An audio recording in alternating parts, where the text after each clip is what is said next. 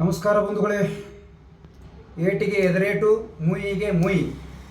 ಇವತ್ತು ನಾನು ಏನು ಹೇಳ್ತಾ ಇದ್ದೀನಿ ಅಂದ್ರೆ, ಯಾದಗಿರಿ ಜಿಲ್ಲೆಯಲ್ಲಿ 1ನೇ ತಾರೀಕು ಅಲ್ಲಿ ಕೋಲಿ ಕಬ್ಬಲಿಗ ಸಮಾಜದಿಂದ ದೊಡ್ಡ ಮಟ್ಟದ ಒಂದು ಸ್ವಾಭಿಮಾನದ ಹೋರಾಟಕ್ಕೆ ಕರೆ ನೀಡಿದ್ದಾರೆ.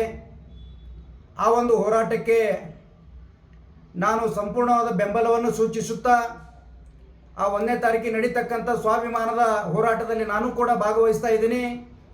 ಕಾರಣ ಏನಂದ್ರೆ, ಕೆಲವೊಂದು ಸಮಾಜದಲ್ಲಿ ಸ್ವಾಸ್ಥ್ಯ ಕೆಡಿಸುವಂಥ ಹುಚ್ಚರು, ಅರೆಹುಚ್ಚರು ಇರ್ತಾರೆ.